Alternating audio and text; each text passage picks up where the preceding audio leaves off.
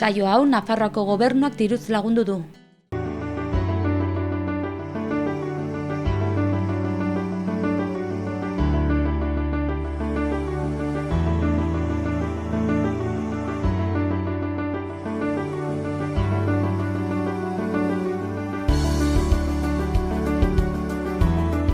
Kaixo eta ongi etorriak Pirinioak Bialde saiora. Gaur Bilatuertan egongo gara eta gure lankideak Bastidan.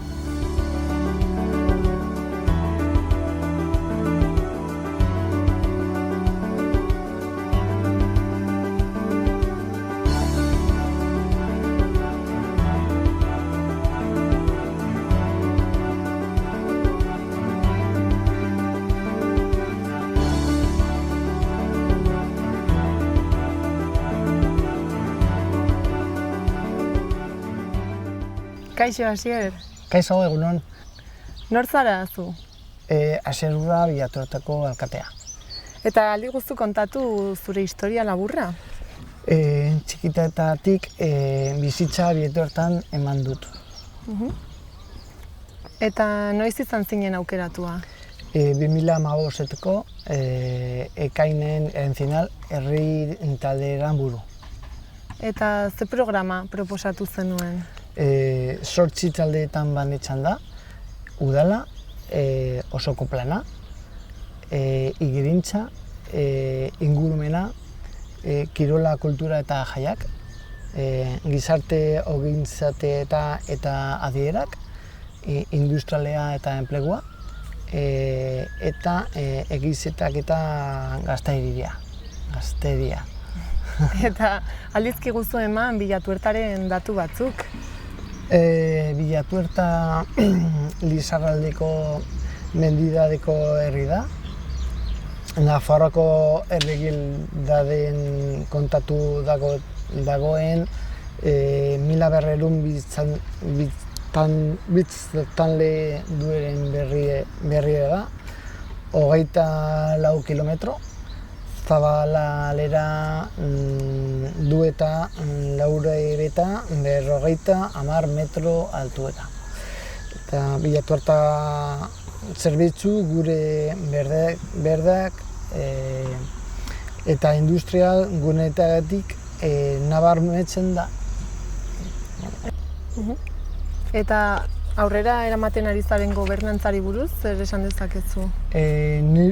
Nire funtzio nagusiak higirintza eta mugikortasuna izan dira, industria eta enplegua, informatika eta teknologia berriak, kontratazioa, udal ordezkaritza. Eta alkate bezala, zeintzuk dira zure betekizunak?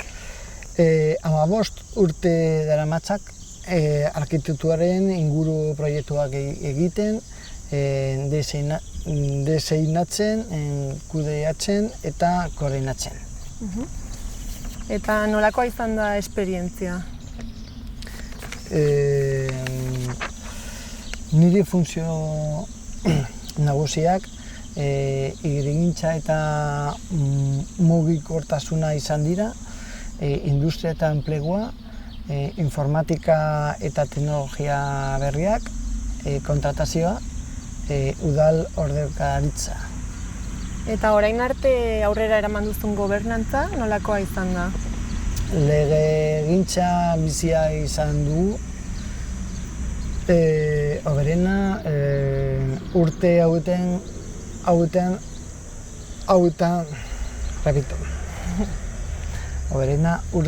hauetan guztietan nagusi izan den giro ona. Nire konpromiso personala erabateko izan da. Gure herriari dedikazio osoa eskaine alal izan baitot. Bilatuertako alkate izatea hori dat. Eta gainera egindako lana ona izan delako sensazioa sentitzea gehiago. Eta okerrena?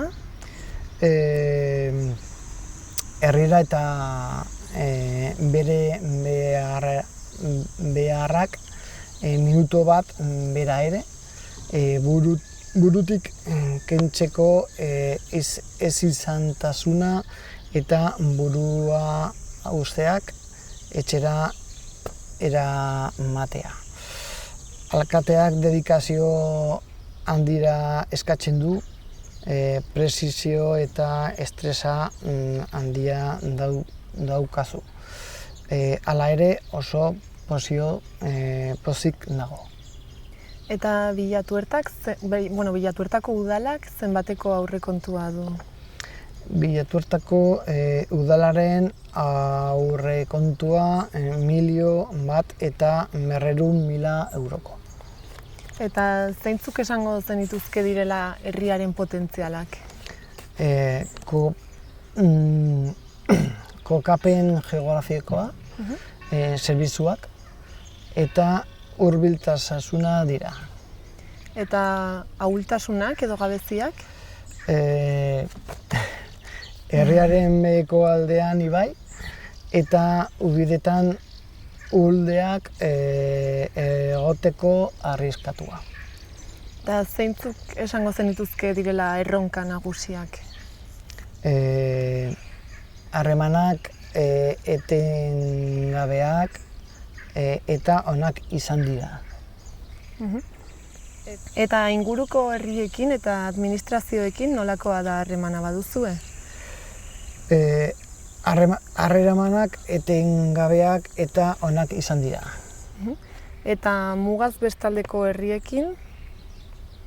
Pirineo Atlantiko hainbat herri bizitatu ditut eta Midi Pirinez. Eta nolakoa da zure ikuspegia herri horiekiko? Hemen hirigintza eredua konzentrazioa da. Hau da, dena erdigunera elkartzen da, bidiriko azpigura inspiratzailea izan da niretzat, oinozkoen gunea eta txirrindulari sarea. Atentzioa ematen dit soinu barretan egindako inbertsioa. Eta badituzue senidetasun harremanak? Gaur egun ez dugu harremanek. Eta instituzio harremanak edo elkarlaneko harremanak? Bazterretez. Eta izango zenuke proposamenen bat? Gaur jo malagea. Eta orain aukera izan da mugaz bestaldeko mezu bat bidaltzeko, zer esango zenuke? Bilatuertako parte zateret, laster elkarrekin egotea esperetu agur bero bat. Eskerrik asko, Asier. Eskerrik asko.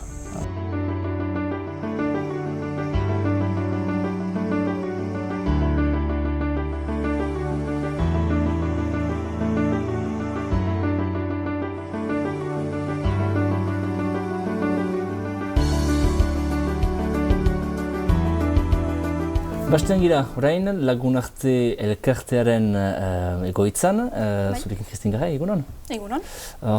Lagunarte, jandut elkartea, ia da, elkarte bat da? Musika konpainia bat da. Musika konpainia bat da. Bai. Eta orduan zer egan nahi du horrek, azkenean? Egan nahi du egitasmo desberdinak muntatzen ditugula, eta egitasmo horietan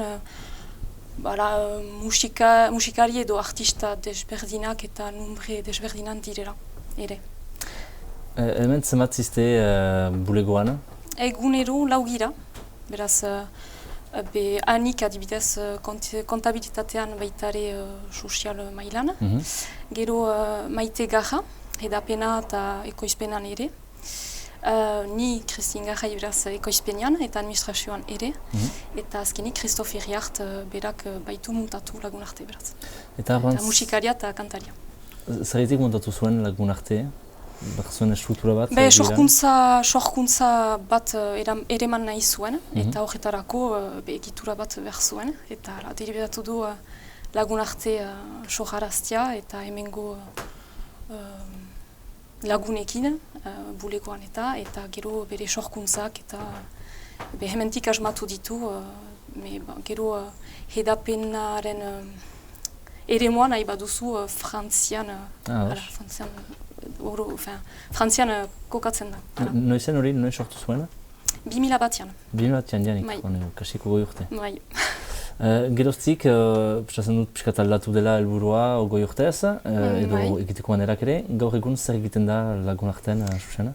Beraz, gure aktibitatea da sorkuntza, beraz, bai ikusgarriak, bai konzertuak, izaiten aldira bikoteak, hirukoteak, bainan ere orkestra bat badugu, hor duela bost urte muntatu duguna, organik orkestra deitzen dena. Eta horren ondoan nahi bauzu edapena, beraz, horren ondoan edapenaz arduratzen gira, eta hor proiektu horiek eramaiten. Eta ere importanta dena guretzat da transmisioa, beraz formakuntza eta tailer desberdinak muntatzen ditugu eskoletan edo toki berezitan, kontserbatoriotan, unibertsitatean eta bar. Erraten zuarik agerraldi guzi horiek mutatzen zuela bakrik, zuek mutatzen dituzuen agerraldiak edatzen dituzue edo noiztenka jendea etortzen da zuen gana, laguntza barbaitu zerbait muntatzeko edo nola pasten da alde horretatik? Hori bai taileretan atsemaiten alda holako laguntza.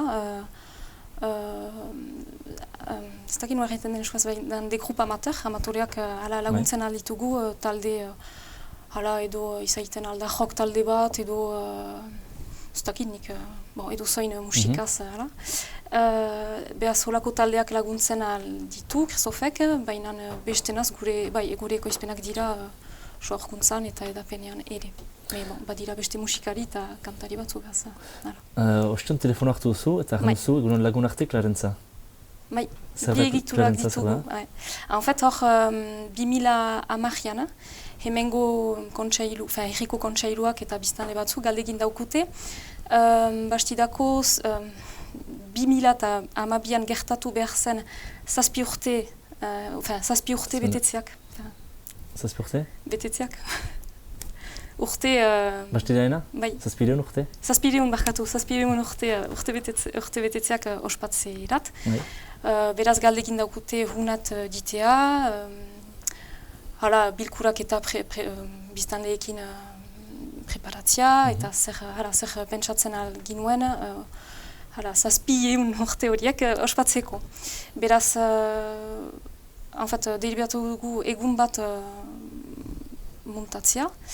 Hori 2012an, amabiko irailaren 30ean gertatu zen, eta hor 700 ilargi deitzen zen egun hori. 700 minutuz musika, dantza, olerkiak, eleak denetarik izan da egun osoan. Zenbat egiten du, 700 minuta? Hameka horren eterdi, apepres. Geroztik beste gauza batzuk kusitut ere, primadera?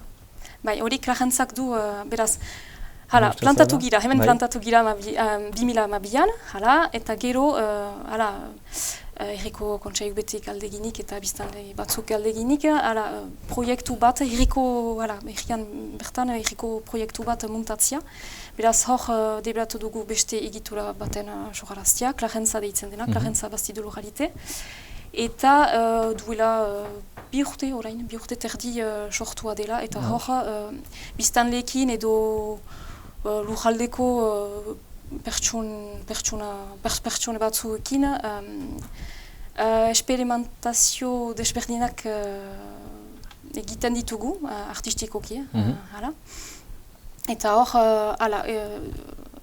nula, urtean zehar bi gertakari ditugu, primaderan behaz, eta lajazkenean. Eta hor, aldi oro, kanpoko artistak edo zoin kanpoko artistak gomitatzen ditugun, hemengo biztanleekin eta gauzen edo musika, edo dantzalantzia, proiektu berezien asmatzera.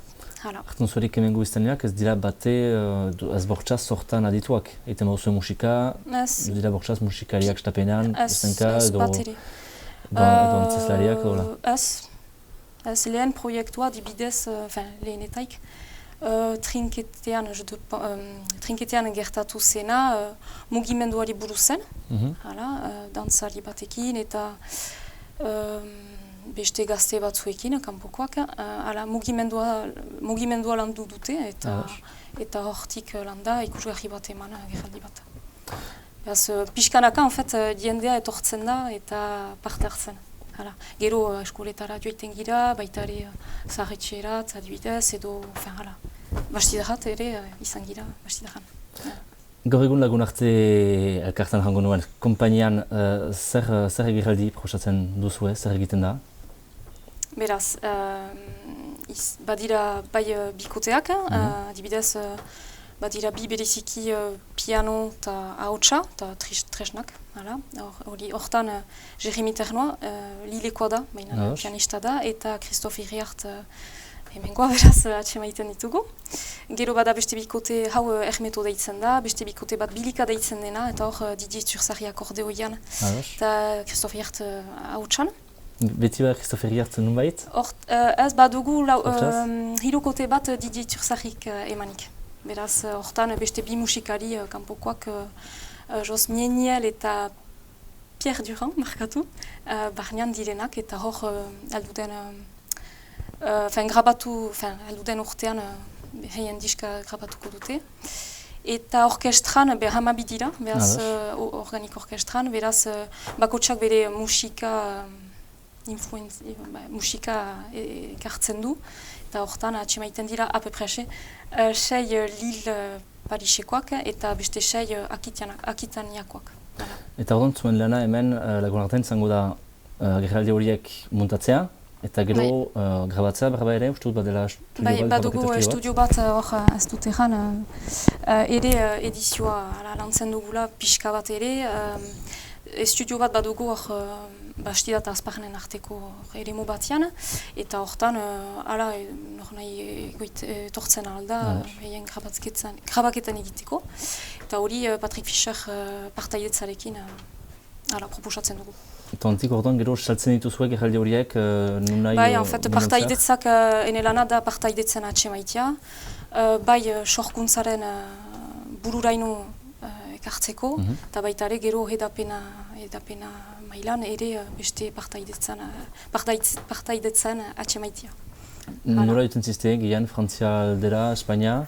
En fait, aipatu ez dutana ere da haurentzat bi ikusgarri ditugunak ere, Mokofina eta Milia, tipi-tipientzat. Beraz horiek hemen gaindi, emaiten ditugu, baita ere Akitanian eta Frantzian, en fait, pixka denetan, Bretainian, partikulazki. Gero, tipientzat dira, ordan bada hizkuntza barrenean, frantzez eginak dira edo nun egiten dira azkenean? Adibidez, Mokofina hitz bat azkenean euskaraz, bestenaz dena gure aktibitatea eta xedea da musikan transmisio hori, ez eta, gero euskaraz da, lehentasuna musikari emaiten dago. Nola ikusten duzu lagun arte, mendik bost, 10 urte, norantz doa? Beti erne, ez dakit. Ez, beti erne, pentsu dut bai. Bai, musikaria, kantariak biziki aski erne dira eta motivatuak, beraz pentsu dut ono ikusgarri ederrak eta konzertu ederrak izanen direra, repertorio ederrak izanen direra proposatzeko. Kristin Garai, mil esker? Mil esker zuri.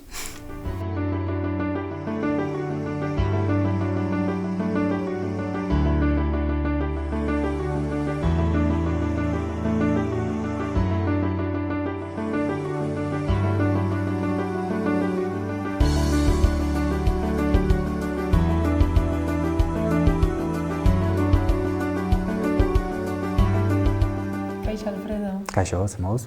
Aurkeztuko duzu pixkat zure burua? Bai, Alfredo naiz, Alfredo Dufour, eta Lizarrakoa naiz. Lizarran bizi izan naiz, ikasketak erean egin ditut, eta batxilergora arte bertan ikasi nuen euskaraz. Eta gero Euskal Herriko Unibertsitatean jarraitu nuen, Donostian, han ere euskaraz jarraitu nuen. Eta behin karrera amaituta euskalgintzan hasi nintzen lanean. Lehenengo irakasle, Lizarrako euskaltegian, gero mintzakide taldeen kudeatzaile eskualdean, Eta hasi nintzen ordezkapenak egiten Euskara teknikari bezala, eta 2016-tik hona Erantzuman komunitatean nago lanean Euskara teknikari. Eta zeintzuk dira zure betebeharrak Euskara teknikari bezala? Bueno, nagusiki esango nuke normalizazioa.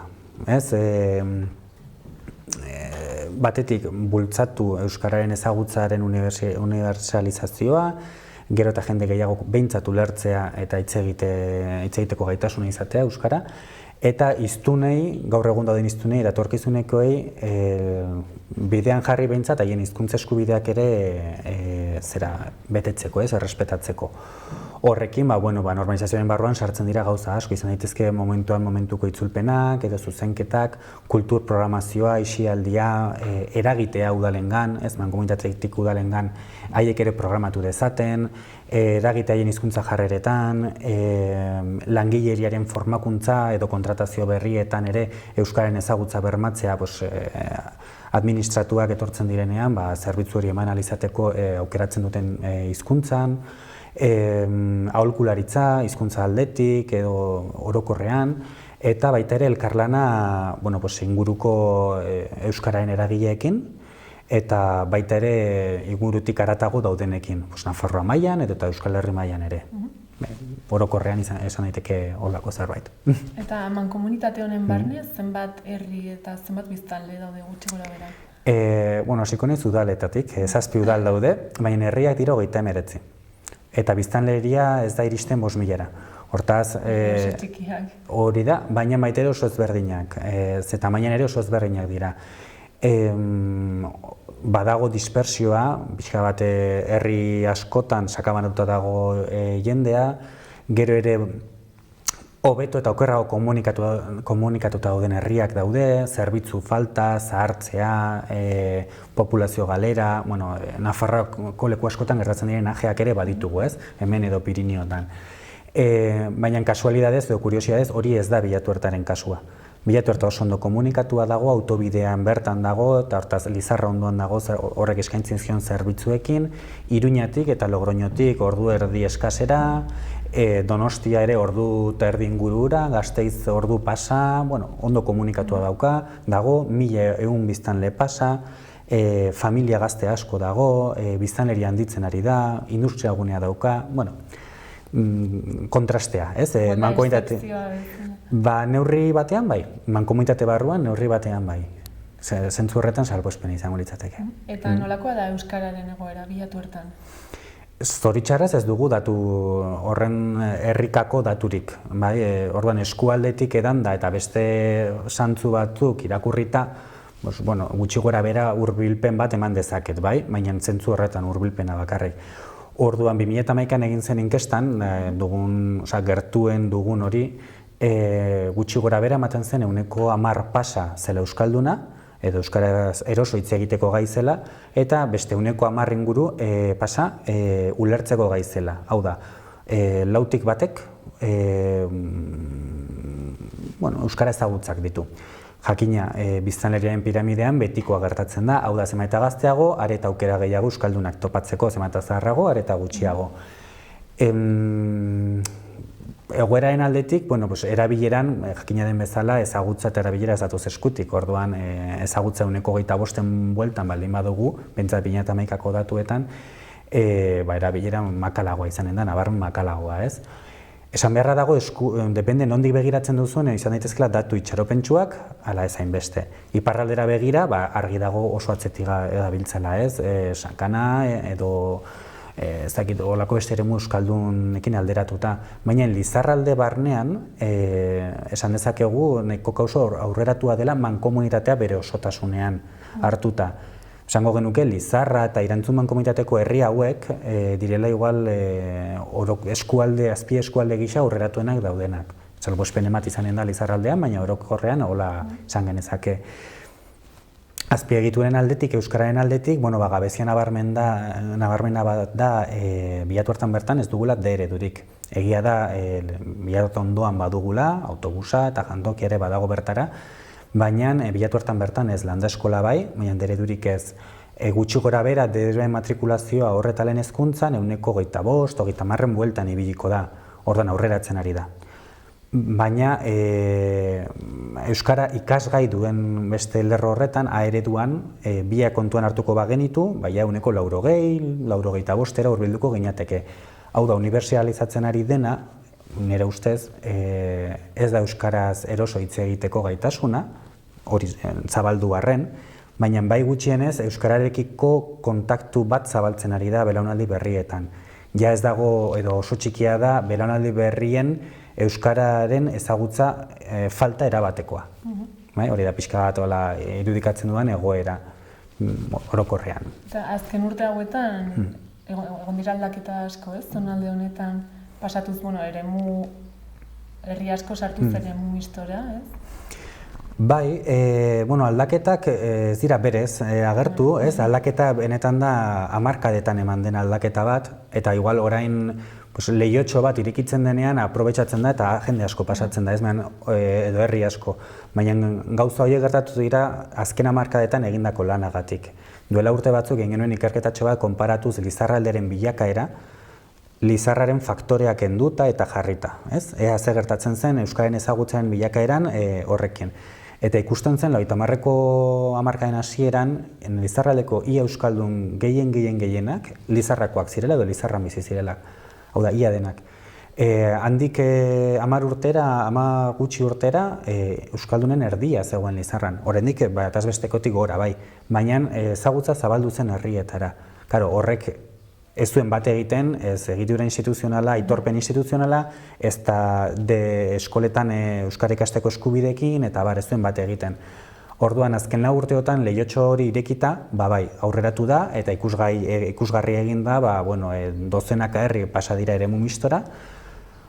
Horrek, babes mugatu, oso mugatu bat ematen dio, baina, behintzat bada zerbait gehiago, gutxi bada ere, eta gero bereziki garrantzitsua nire ustez deredu berriak zabaldu direla landa eskoletan, hemen baitugu adibide batzuk, baina Lizarraldeko beste leku batzuetan baita ere, eta horiek dira hazi berriak, etorkizuneko aldaketa berrien dako. Hemendik eta 10-20 urtera galetu dugu, azken urte hauetan asko aldatu da, ez, duela 20 urte hasi ziren berriro aldaketa handia gertatzen. Etorkizunera begira, uste duzu euskararen ezagutza maila eta igoko dela hemen? Bai, datu hori begiratzea besterik ez dago. Belaunaldi berriak, helduak, nire atzetik datozen belaunaldiak adibidez, nik 39 urte ditut eta bertan euskaldundu naiz. Atzetik datozenak euskaldunagoak dira eta nire aurretik ditudanak erdaldunagoak dira. Eta hori horrela jarritzen dugun bitartean ezinbestean aurrera eginen dugu, behintzat ezagutzen. Beste erronka argi dago zaila dela erabilerarena, ez? Eta euskara teknikari bezala nolakoa izan da zure esperientzia orain arte? Gozo gehiago gazi baino, baina bietatik izaten dira. Tamalez, gure lana ez, polemika betean dago, politikoki oso eztabaidatsua da, eztabaida handiak sortzen dira horren inguruan, zurrunbiloaren erdigunean dago, eta hori ez da lan egiteko modurik egokiena, ez da nahiko genukena, ez? Azken finean guk hizkuntza eskubideak aldarrikatzen ditugunean eta horien bermea bilatzen dugunean denontzako eskubideak dira, denon hobe beharrez, ez? Baina, eztabaidaren erdigunean egonda, zailagoa da aurrera egitea gauza askorekin. Aurrera egiten jarraitzen dugu ala ere. Eta inguruko zonaldeko euskara teknikari gehiago ezagutzen dituzu? Bai, euskal komunitatean, euskalgintza nahiko trinkotua dago eta euskara zerbitzuok ere baita ere. Orduan geruza ezberdinetan elkartzen gara, adibidez hemen badugu hegoaldeko euskara zerbitzuak tarteka bileratxo bat egiten dugu pixka kontrastea egiteko, ze proiektu dituen bakoitzak, ereduak hartzeko, erakusteko, eta agian ekimen komunak ere abiatzeko, ez? Adibidez, Ager Baskonum literatura, gazte literatura lehiaketa. Orduan Tafalla, Lizarra, ni neu, eta Izarbaibarko mankomunitatean, hor gaude hegoaldean euskara zerbitzuak, momentuz. Eta gero, hurrengo geruza bat litzateke ere Nafarroa. Nafarroako toki entitateetako euskara zerbitzuok sarean lan egiten dugu. Orduan urtean 6 bat bilera gutxi gorabehera egiten ditugu sare bezala. Eta gero ditugu proiektu komunak, edo kanpainak, edo bezalako egitasmoak.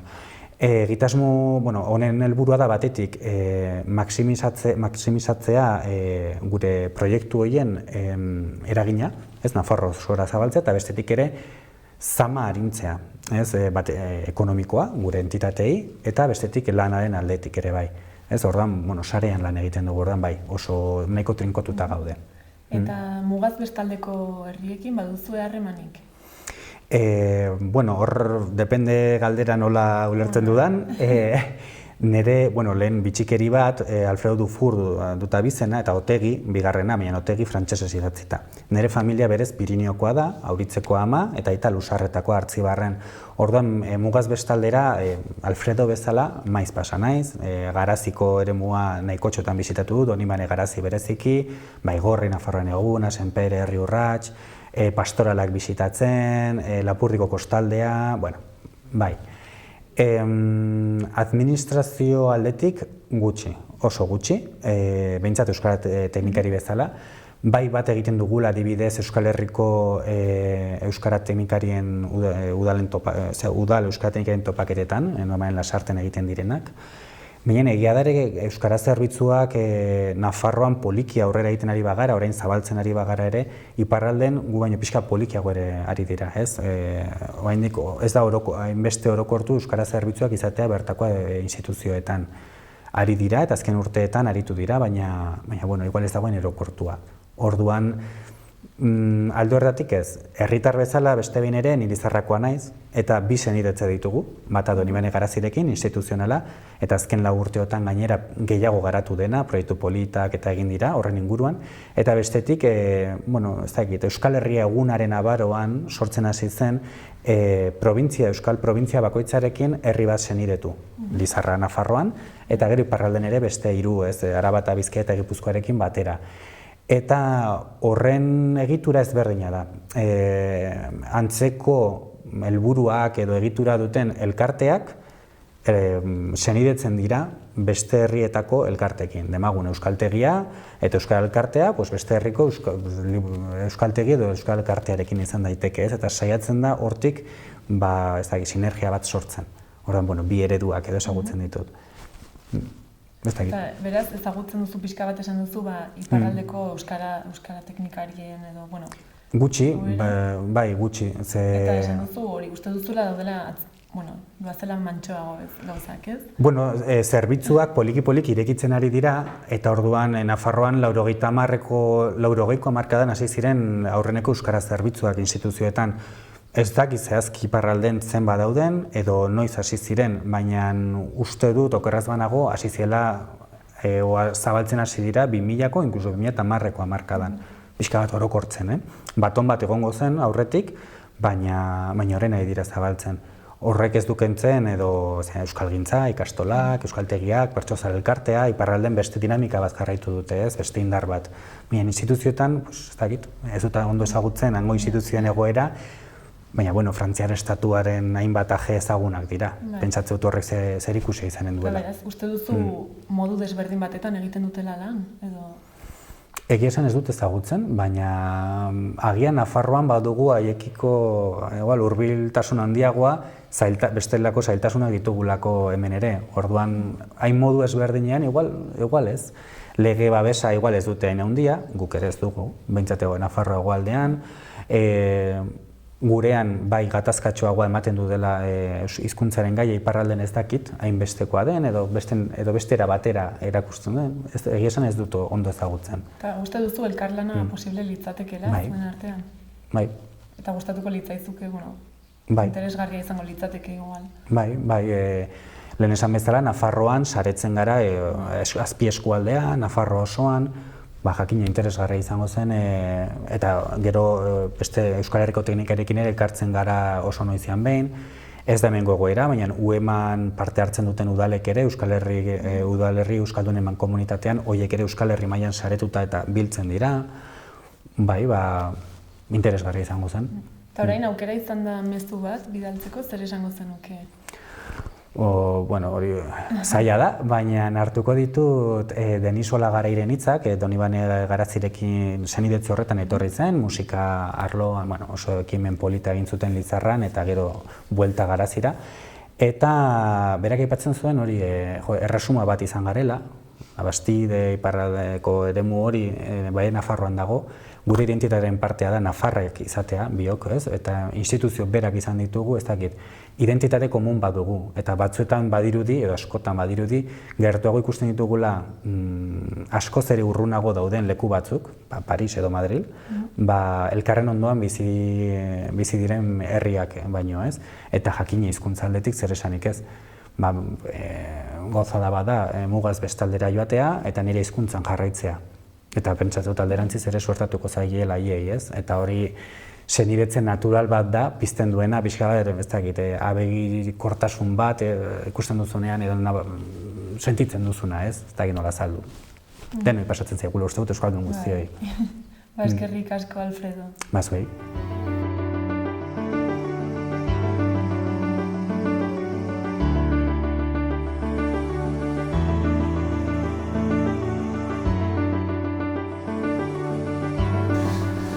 Orduan, Bastidan gira beti, Bastidarrak enpresan, esnetegian, zurekin Kristel beta, egunan? Bai, egunon. Orduan, aurkezten liguzu lehenik nola sortu den Bastidarra enpresak? 2010ko urtean amestu, 2011ko primaderan Hubert Kandele, Bastidako laborari semeak, idekidu Bastidarra gasnategia. Eta nola egin du, bakarrik zen edo nola sortu da? Sozietatean badira, 3 esne fornitzaile, partzuer badira, biak behi esnea eta batek ardi esnea. Hori zen 2010, 2011an sortu zuen, nola orduan 8 urte, gaur egun nola zizte? Egungo egunean 7 laborari dute esnea. Horiek 2 esne ahuntz, biek ardi esnea eta 3 behi esnea. Horren, 7 laborari, 3 parteak emaituztenak, eta zenbat langile zarete? 30 gira. 30, dena egiten, administrazioa, bai. saltzaileak eta kondatuz ere laborariak? Ez laborariak ez. Justu hemen egiten dutenak? Hemen barnean, 30. Gaur egun 30 zizte, 30 langile, astapenean, ez zela hola?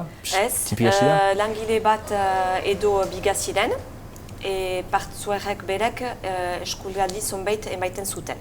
Nahiko fite 8 urtez, 2 langiletik 30 pasa da. Bai. Ongi martxan da. Bai, nik uste bai. Kristel, beta, mil esker? Mil esker.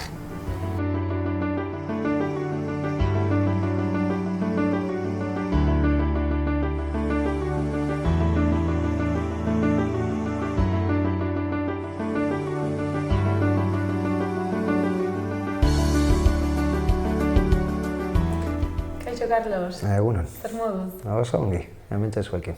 Kontatuko diguzu pixkat nortzaren eta zer egiten duzun? Ni Carlos García naiz eta Biatotako naiz. Eta lan egiten dut hemen udaletxean, zerbitzuanetxetako langilea naiz. Bala ematen ditu ja 12 urte eta hemen egiten dut lan eta bizitza. Eta zeintzuk dira zure bete beharrak? Bete beharrak, izenak esaten duen moduan, hori, denetarik egiten dugu, etxean gara. Eta, batez ere, herri txiki batean gaudenez, tokatzen zaigu denetarik, ez? Egiten dugu herriaren mantenimendua, ez? Eta lanak eta holako gauzak, ez? Lorazaintzan, iturgintzan, zurgintzan, igerilekoak eramaten ditugu, kiroldegiko mantenimendua, eskolakoa, udaletxekoa, pizka bat denetarik, ez? Ez dugu ezertarako balio, baina balio dugu guztietarako, ez? Gero jaiak, garbiketa, dena, ez? Etxean bezala egin behar duzula denetari, herrian, handiago, bai. Eta nola hasi zinen honetan? Ba, nola? Pues... Bai, edo, bueno, ze prestakuntza izan duzu, edo zein momentutan esan zenuen sartuko nahi zuntara? Ba, bitu, nik nengoen lan egiten marmoletan, ez? Eta, pues, entzimerak egiten, eta holako gauzak, eta atera zen hau, eta gustatu zitzaidan pizka bat ordutegia, eta gero, pues, lan mota. Eta, bueno, nik betidanik oso argi izan dut lan egin nahi nuela nire herrian, ez? Edo oso hurbil. Eta atera zen Lizarran, oposaketa bat, eta aurkeztu nintzen. Zer ikasi gabe, eta hori beste garaia zen, zen nahi beste jendea aurkezten. Eta oso ongi geratu nintzen, eta zen, bueno, pues, saiatuko naiz. Eta ja atera zen hemen, bilatu hartan, lehen ez zegoen mantenimendurik. Ba, zegoen alguazil bat, lehenengo bat, baina ez zuen ezer egiten. Herri honek dauka dirua, industrialgune handia daukagu eta handi sartzen da kriston dirutza, ez? Eta, bueno, pues, apurtzen zen bombilla bat, pues, deitzen zuen elektrikaria. Apurtzen zen, berak ez zuen ezer egiten. Eta sartu ziren batzuk, hemen, udaletxean, eta egin zuten apostu bat, pues, pizka bat brigada, gu deitzen diogu brigada hemen. Ba, brigada, pues, potentziatzeko, eta egiteko lanak, eta hartzeko ardurak, eta hori. Eta hori izan zen, eta gero egon nintzen 3 urte interino edo olako zerbait, eta gero atera zen plaza, eta ja atera nuen bai. Eta uste duzu, herritarrek baloratzen dutela zure lana? Nik uste baietz. Eta ezagutzen dutela egiten dituzu? Bai. Nik esatzen dut, ezagutu baino nabaritu behar dutela. Osea, ez naute ikusi behar, baina nabaritu behar dute herria ongi dagoela, ez? Eta nire ustez, osea, eta nik uste baiez nabaritzen dela, osea, batez ere oso horreza zen, lehen ez zen ezer egiten, eta orain egiten ditugu gauza guztiak, zaretzen gara egiten gauza guztiak, ez? Eta, bueno, eta etortzen den kanpoko jendea eta hori, pues, gustatzen zaie herria, ez? Eta, pues, nabaritzen da, ongi mantenduta dagoela, pues, joder, garbia, lorategiak, osea, nabaritzen. Eta ni nabaritzen dut. Bai, jendearen aldetik, nik esaten dut, badirudi gaudela guztiok nobleak eta olako gauza, kriston exigentzia dagoela, ez? Kristona, gehiegi. Baina gero jaitxe egiten jendearekin, bai, esaten, osea, apreziatzen dutela, bai. Eta zein esango zenuke dela zure lanaren abantaila?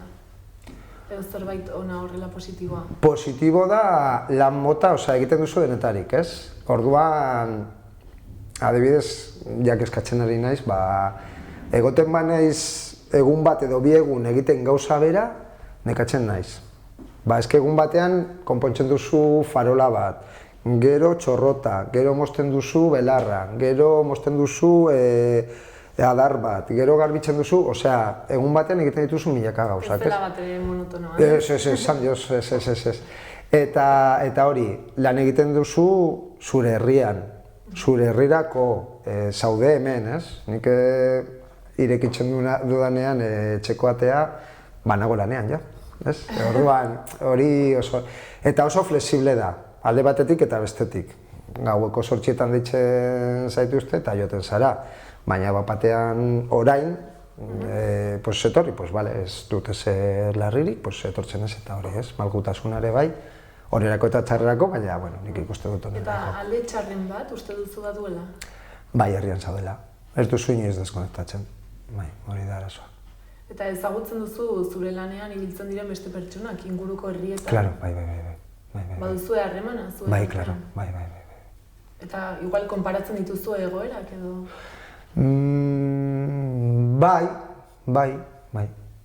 Bai, gutxi gora bera, baina gutxi gora berdin gaude, ez? Nik esaten dut, udala baino da enpresa txiki bat, ez? Hau da, ez da gauza bera, Iruña, Donosti eta Bilbo, hau esartzen dira 7etan, joten dira ordu 2etan, edo duten ordutegia. Eta hemen ez, hemen desberdina da. Eta joten zara kafe bat hartzera eta oie, hango jaldagona zerbait, pues hori horretan... Joan Barzara. Ez, Joan Barzara edo entzuten, lasen, nago familiarekin, lagunekin, tio, osea, baduzu goiz osoa esateko, ez. Bueno, horrela izan da eta baten dizu buelta eta Beraz, inguruko herrietakoak bai, eta iparralden ezagutzen duzu nolakoa den, ez dakit lan honetan aritzen den jendearen egoera? Hori ez dut ideiarik, ez. Eta, jakin gabe, uste duzu izango dela desberdina? Ez, gauza bera. Herri txikia dira. Bai, herri txikia dira. Eta hori. Hombre, adibidez zan, niri batez ere gustatzen zait pilo bat lorazaintza. Eta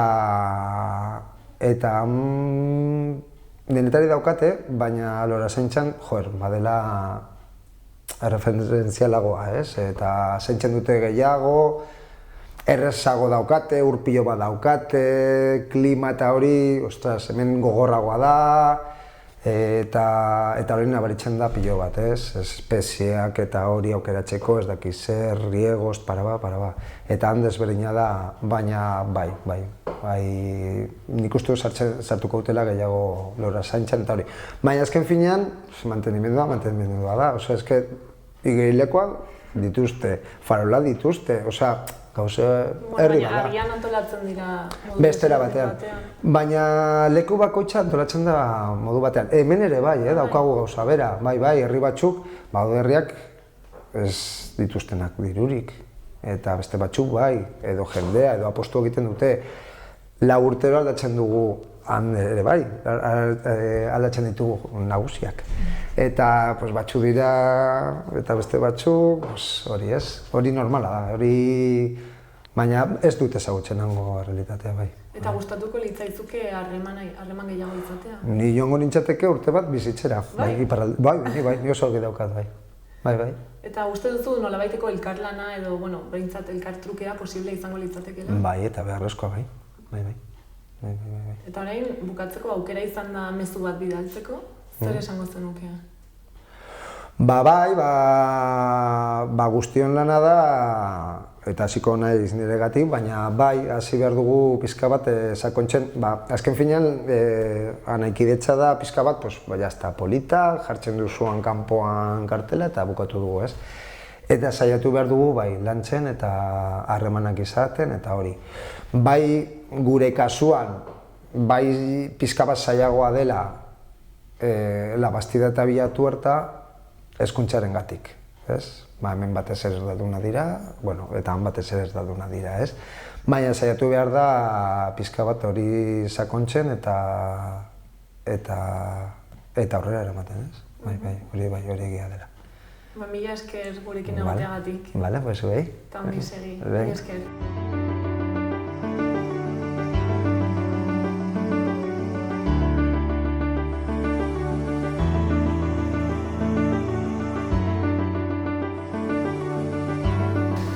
Ordan Kristelekin ikusi dugu pixka bat historikoa, orain zurekin gira Martin Riarte egunon?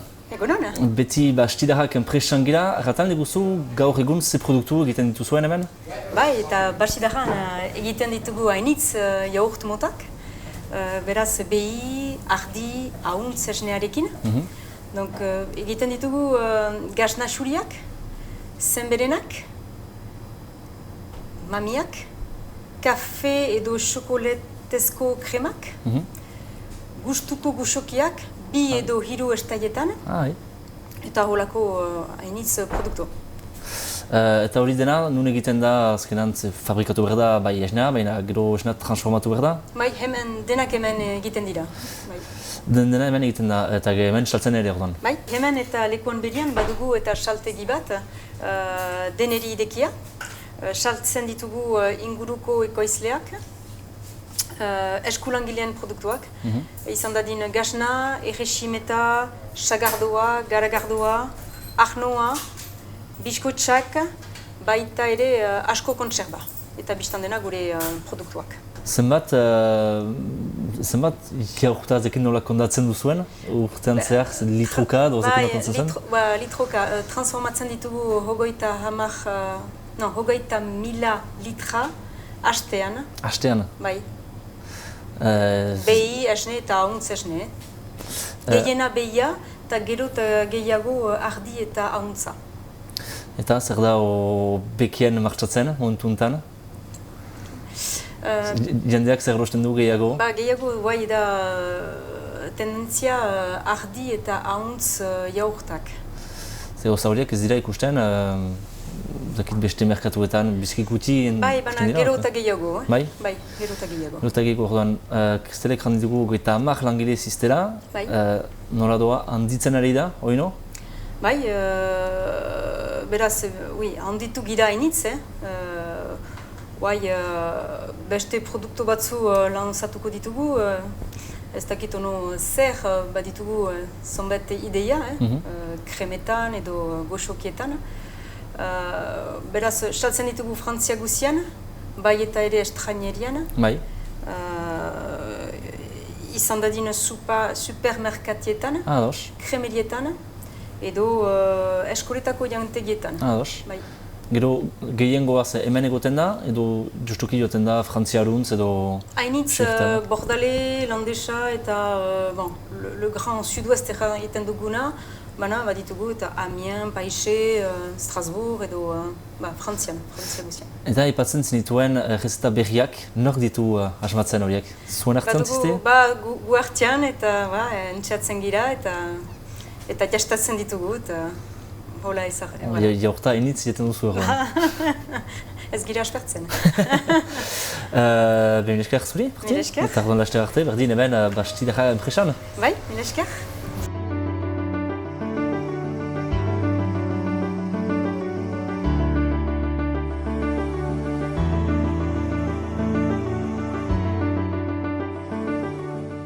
Kaixo, Ander. Kaixo. Kontatuko diguztu pixka bat nortzaren? Bueno, ni Ander Martinez naiz, berez izatez Gipuzkoarra, baina hain dela 14 urte hemen Nafarroan bizi naiz, Lizarrerrian, ni aiegin bizi naiz, eta gaur egun Bilatuertan nago lanean, kirol teknikaria naiz, INEF-en lizentziaduna, eta hau da nire bizitza kirola eta jarduera fisikoa eta hau dena. Eta kirol teknikari bezala, zer egiten duzu? Dena, eta zer da dena, instalazioan gertatzen den gauza guziak antolatu, egin behar diren gauza guziak antolatu, baldin baire arazo teknikoak teknikoarekin hitz egin da beraiek konpontzea etortzea hori kudeatu, igerilekuaren denboraldia prestatu, neguko denboraldia prestatu, dena, ez da egit. Okurritu zitzen gauza guzia bai. Hemen ze zerbitzu eskaintzen dituzu edo ze jarduera? Hemen neguan zehar baitu jarduera fisikoak bai gaztentzako eta bai helduentzako. Zumba infantil, zumba de adultos, gap, ciclo indoor, pilates, yoga, futbol salera itea, futbol taldea badakago herrian eta beraiei lagundu alden moduan. Gero kultura arloan ere, kultura edo aisialdi arloan ere ludotekak prestatzen ditugu, bai asturutan, da bai opor aldietan neguan eta aste santutan, da udako uztaila batez ere egiten du baita ere beste aste arteko ludoteka bat, eta horrela gabiltz. Eta nor baliatzen da guzti horretaz? Bertako jendea, bai Bilatuertako jendea, eta bai Lizarrerriko osoko jendentzako irekia da. Berez bai markatzen ditugu epe batzuk izen emateko jarduera ezberdinetan, da prioridadea dute bertakoak epe horietan, eta gero epea irekitzen, gero plazoak irekitzen ditugu, eta nahi duen guzia izen eman dezake. Bai konturatu nahi zabidez, ni hemen Otsaietik nago, eta ikuste dut Igerileko adibidez Lizarrerri osoko jendea erabiltzeula gaur egun ez da 1000 pertsona baino gehiago garen eta toki guztetako jendea dago. Bilatuertako jendea gehiengoa, baino kanpoko jende ere asko. Eta orduan, jakingo zenuke esaten gutxi gora bera zenbat pertsonak erabiltzen dituzten instalazioak? Bai, neguan astean zehar ziren izen emandak 200 pertsona jardueretara. Eta hortaz aparte badago, badire padeleko 2 pista, frontoiak eta horiek denak alkilatu egiten dira. Eta egunero badago 2 ordu badago jendea jolasten orduan. Hor bada jendea. Futbol zelaian zenbat jende, ez dakit, 9-10 talde baituztela, bertako futbol taldea baitula 9-10 talde, orduan jende askotxo, eta udan ekainan 8 hasi ginen denboraldia eta irailan 8 arte izangoa, eta emakitugu 1000 abono eta sarrerak ez dakiz zenbat, baina egunero 300-400 bat persona sartzen dira, orduan, jende desente, bai. Eta inguruko herrietan ezagutzen duzu, beste kirol teknikaririk? Kirol teknikari bezala, badakit Lizarran badagola teknikari bat, kirol teknikari bezala, eta gero Deierri Baiaran badago kultur teknikaria, badakit kiroleko gauza batzuk herriari delaiten. Baina Lizarraldean, gauzak ez dakit ari direiten hasi ziren lehenengo gauza pribatu bezala egiten, bai Lizarrako kiroldegia, bai Arrantze kiroldegia egin dagona, eta gero hori dena publiko egiten hasi da, eta hasiera baten udaletxeko teknikari diferenteak ari egiten, baina ez dago kirol teknikari bezala propioa Lizarran baino. Uztut ez dagoela beste inon oraindik, bai hemen digertu, bai San Adrianen badago bat, Iruñerrian badire asko, baina hemen bertan ustut ni bakarra nagoela Lizarra eta hemen ni. Eta adibidez, Lizarrakoarekin baduzu nolabaiteko harremana? Gutxi, oraingoz gutxi, badago proiektu bat, Kirol Pas txartela ditzen dena, berez proba piloto bat hasi ziren joan den urtean, da gu ezin izan ginen sartu, oraindik ez genulako infrastruktura zehatz bat eskatzen zuten, eta guk ez genekan. Eta Lizarran eta Aiegin bai hasi ziren lan egiten batera, gu pixkat kanpora beltu ginen, eta orain ari gera obra berri bat egiten hemen, eta nahiko genuke proiektu hortan sartzea, izango zen pixkat 3 udalerri hauek dena batera erabiltzeko, edo nolabait Bilatortako bazkide baldin bazea, Lizarrara juteko aukera izatea ordutegi zehatz batzutan, edo holako pixkat hori saiatu nahi gara hori egiten. Eta adibidez, iparraldeko egoera ezagutzen duzu, hango kirol teknikariek nola egiten duten lan edo? Badakit, iparraldean dagoen kirol kultura hemengoa, baina askoz aurrekoagoa da. Osea, kirol kultura handiagoa dago, eta gehiago zaintzen dute kirola nola egin, eta kirol teknikari figura ez dakit nola moldatzen duten, baina badakit badagola, bai. Osea, ez dakit ze figura konkretoa dagoen, bakit heziketa fisikoko lizenziaturan badagola, lehen lizenziatura zana orain estudios de grado eta gauzaiek, badakitan badagola, eta figura hori oso asko erabiltzen dela badakit. Hemen hasi gera, orain dela 8-10 urte hasi zen pixkat sendotzen, bai autonomo erkidegoan Gipuzkoa, Bizkaia eta Araban hor bai badagola asko sartuagoa, eta Nafarroan iparraldean igual gehiago, baina igualdean oraindik kostatari da sartzen, ez? Eta iparraldeko Bastida herria konkretuki ezagutzen duzu? Ez dut ezagutzen eta ezagutu beharkoet gurekin badakalako harremana, olako hermanamiento, ez dakit nola esatean, ez? Senidetasun harreman bat. Bai, badago harreman bat. Eta nahiko nuke ezagutzen ditute iparraldeko zona asko, baina Bastida konkretuki ez dut ezagutzen.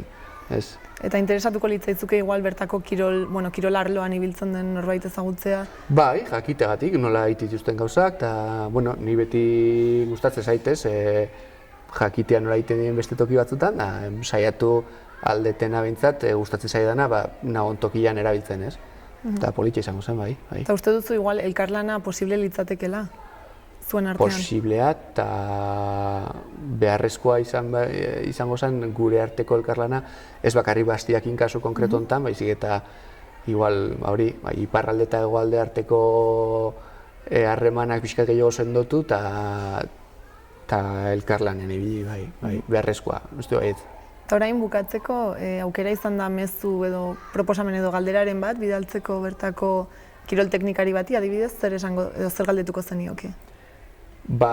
Kuriosia bezala, jakindan kirol kultura sartuagoa dagoela, nola duten keja eta gauza guzti hauen jendeak erabiltzaileen kejak eta guzti hauek nola kudeatzen dituzten, ez? Hemen beti ohitura da, hau neria da, nik kejatzen naiz nahi dudan lalako, eta tabernoak kudatzeutenan hau guztia, ez? Azkenean publikoa dena publikoa da, eta publiko bezala erabili behar da, eta jakin nola egiteuten, ez? Diferentzia badakiguan baituztela gauza diferente batzuk jendean harremana nola moldatzen diren, eta kultura diferente dute, bai, eta kultura hori nola egiteuten. Bale, saiatuko gara zer dioten, eta mila esker gurekin egotiagatik. Zuei, bale. Iparraldeko Bastida herria ezagutzen duzu? Ez. Ez dut ezagutzen. Ez? Eta bazenekien baduela Bilatuertarekin senidetasun harremana?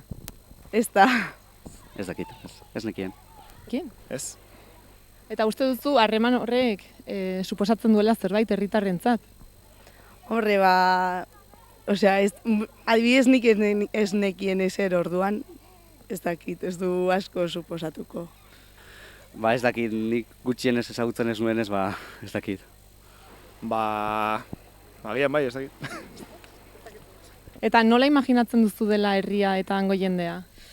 Bueno, suposatzen dut izango dela herri euskalduna, eta jendea, ez dakit herri guztietan bezalakoa, edo, euskaldunak izango direla uste dut, baina ez dakit. Suposatzen dut euskaldunak direla, eta euskaraz hitzengo dela. Eta hori, herri txikia imaginatzen dut, baina ez dut ideiarik. Suposatzen dut herria txikia eta jendea jatorra edo ez dakit. Eta gustatuko litzaizuke hango norbait ezagutzea? Bai, interesgarri izango ditzateke, bai. Zergatik ez, bai. Bai. Eta horretarako zer egin beharko lukete? Haiek ona etorri, ala zu ere prest zaude ara joateko? Hore, abion aldetik izango beharko litzateke ez.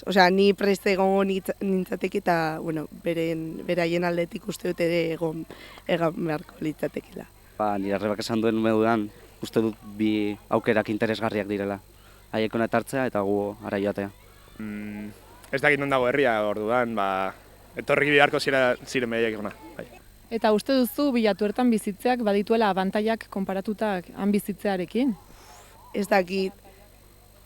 Niri gustatuko litzaidake ere, adibidez, euskaraz hitz egiteko aukera gehiago izatea, adibidez nire kuadrillan bakarrik bi pertsonek hitz egiten dugulako euskaraz.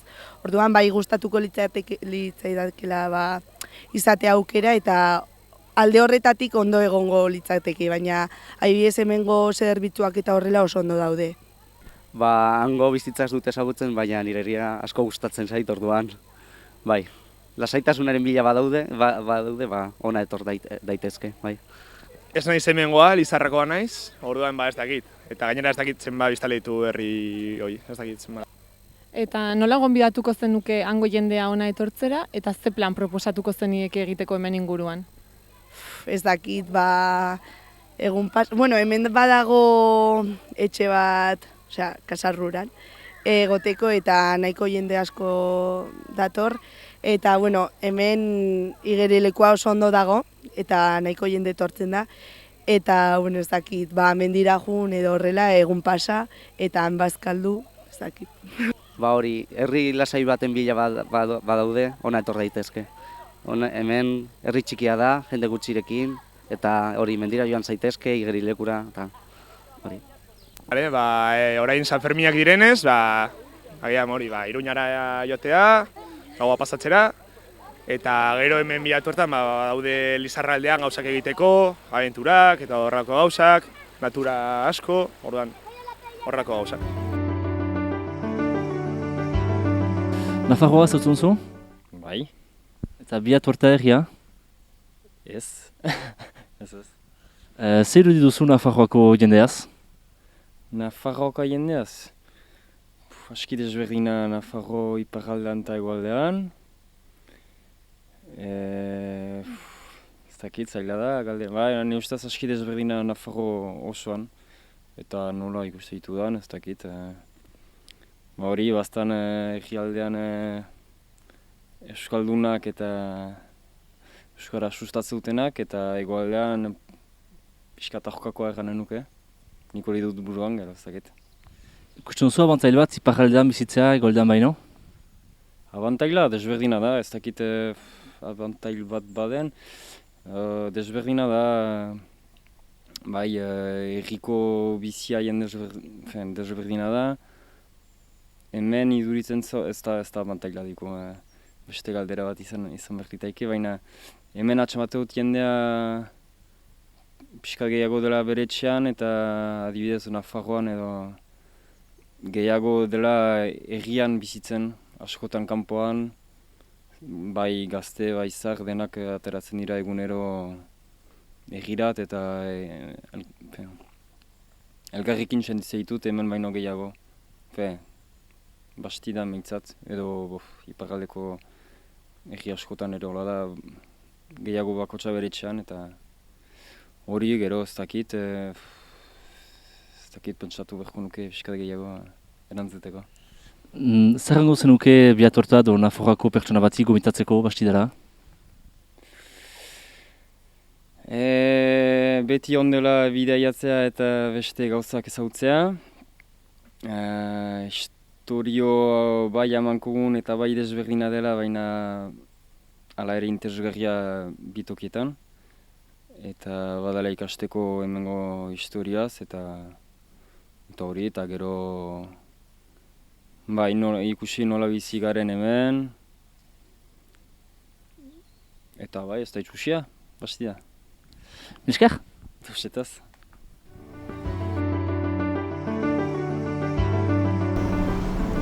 Gaurkoz hau izan da guztia. Mila esker egoteagatik eta hurrengo saioan beste bi herri berrirekin itxarongo zaituztegu. Ongi izan!